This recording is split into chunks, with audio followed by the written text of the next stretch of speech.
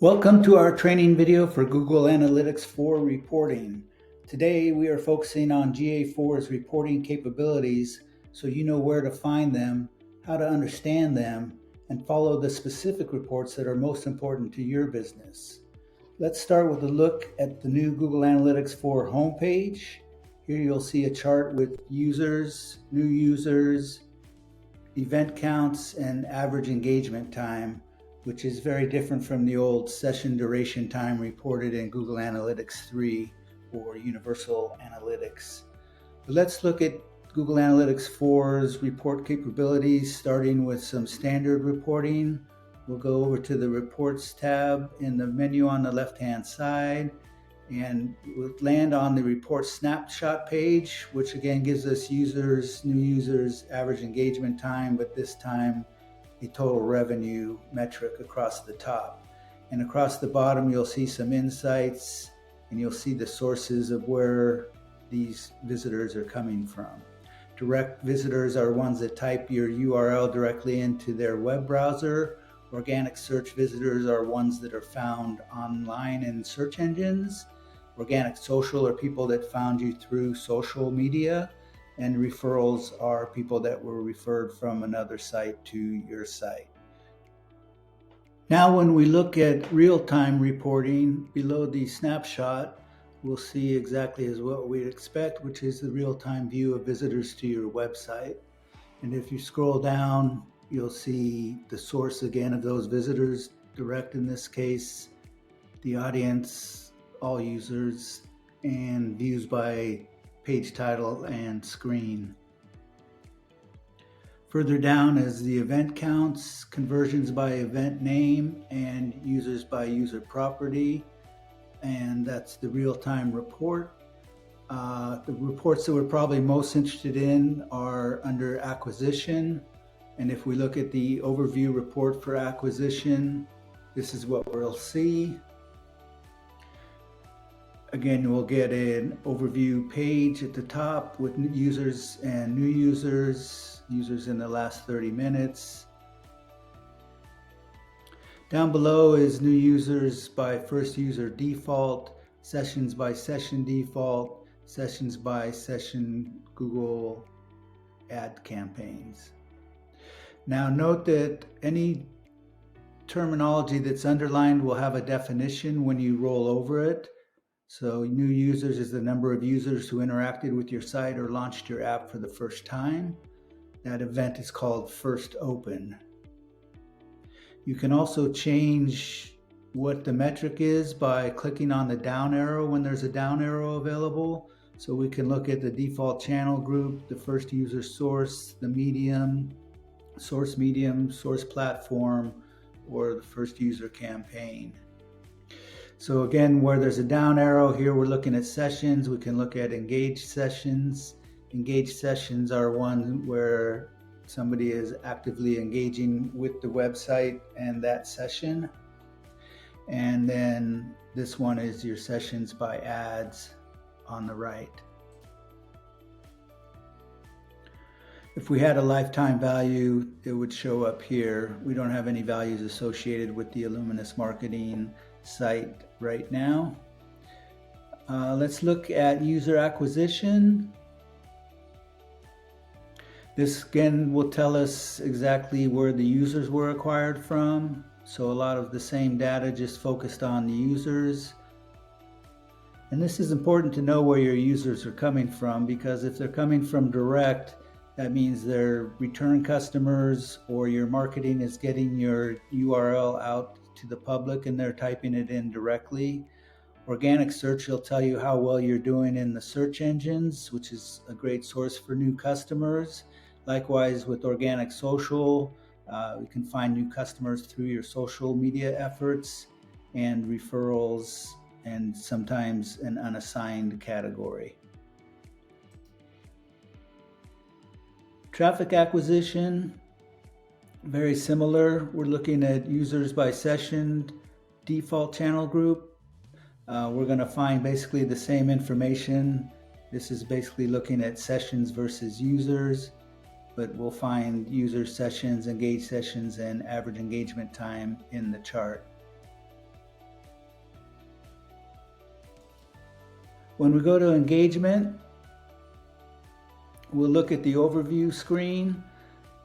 This is your average engagement time. Now, I mentioned earlier in the video that this is different from the amount of time on the screen in Universal Analytics, because this measurement tracks how active or when a client is active on your website, versus in Google Analytics 3, if they just happen to have your website open but left that website open and went somewhere else, that session duration time would keep running. So it wasn't a very accurate metric for time on site.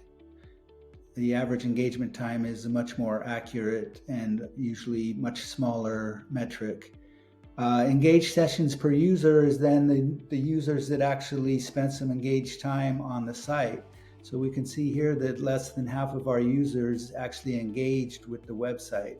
So this is good to know, because some of your users are not of real value to you if they haven't interacted with the site. So engaged sessions per user is a number we'd like to see higher, get more engagement out of the users. On the right, you'll see users in the last 30 minutes and the pages that they're looking at, and number of users looking at which pages. Down below, we have page views and event count. So we see that across the timeline, the date timeline, and then over to the right is the event count by event name. As we scroll down further, we can see page titles and number of views. So this is the page title that they were looking at, the number of times they looked at it. And then on the right of that is user activity over time. So it gives you a graph of user activity over the last 30 days, 7 days, and 4 days. And down below that is user stickiness, which is a little bit complicated to explain, but it's basically telling us how often a user comes back over a period of time. So at the top here, we see the day over the month is 2.2%, meaning only 2.2% of the users came back that month. Daily users over the week was 6.6%, and then weeks over the month is 34.3%. Obviously, we would like those numbers to be as high as possible, user stickiness being a great thing. Then we come to events, which is the actual reporting of events. And so here we have an event timeline and an event table by name and event count. Down below we have the event names, the event count, total users, event count per user, total revenue. So this is going to tell you which events are doing the best, and you can drill down to an event by clicking on it, and it'll tell you a little bit more about that event. So we had 469 page views out of 167 users and 2.8 events per user. And down below that, we see the page title, the total as a percentage, and whether that number went up or down, and the average time on the page. Conversions are events that we have indicated in the setup that are important to converting a user to a client.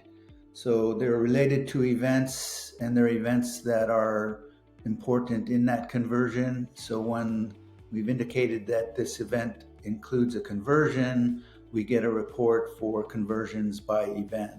So we have our 3 events over here and the conversion number of those events on the right, the timeline on the left, and down below is the table with the conversions, total users, and total revenue by event name.